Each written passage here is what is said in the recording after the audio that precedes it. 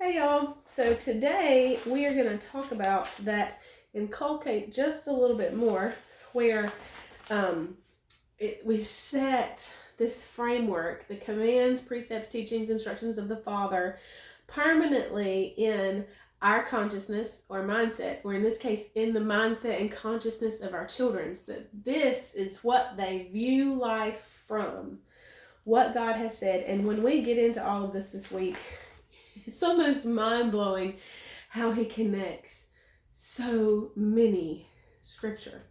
And the light bulbs just ding everywhere. So we're going to Psalm, was the other way, 127:4. It's in my Bible, I promise. Okay. And it is this. As arrows are in the hand of a warrior, so are the children of one's youth. So as arrows are in the hand of a warrior, so are the children of one's youth. Now, I used to thought that meant just having a lot of children, like the warrior needed a lot of arrows, so having a lot of children, and that was just like old culture. And no, that's not why we're having 4 children. It's not trying to fill a quiver. Nathan is totally God's idea, which we're doing really good. We've got, 11 weeks left and he'll be here. Isn't that just crazy? But arrows in the hand of a warrior. Even this scripture was in this book that I was telling you I started reading Raising Giant Killers. So I want to talk just a little bit. I'm going to read an excerpt here from Bill's book. And so this tells us, it says, this passage reveals 2 primary parts of being a mom or dad: the joy of receiving the gift of a child from God, and the sobering responsibility of training that child for significance. The parent who values the gift will benefit most from its impact. So in biblical days, bows, arrows, swords, and spears were the primary tools for warfare. A warrior would much rather prefer dealing with an enemy at a distance with an arrow to doing hand-to-hand combat with a sword or spear. The point is, the bow and arrow were preferred instruments of war. So hear that.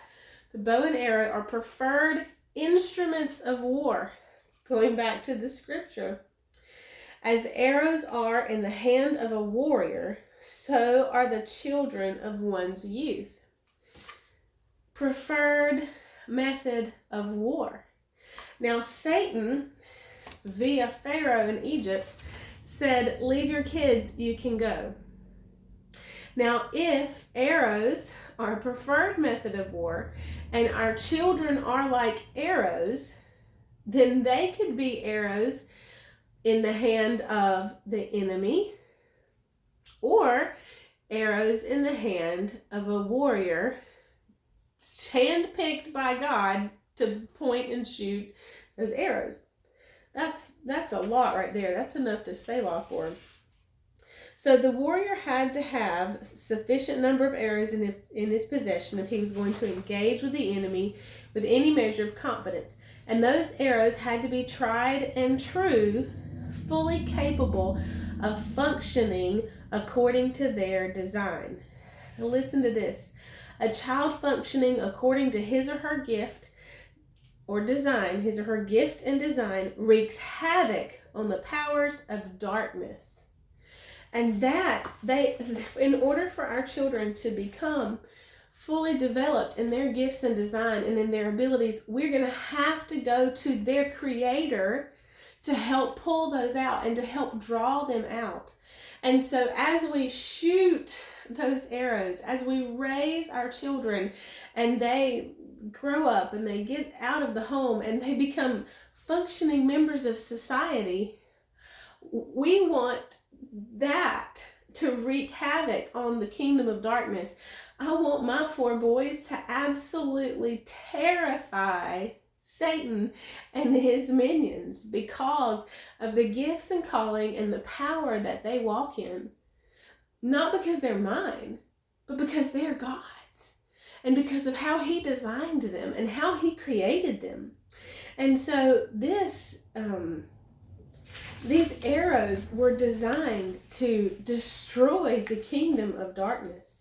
And I wanted to kind of tie that in there because these arrows must be tried and true.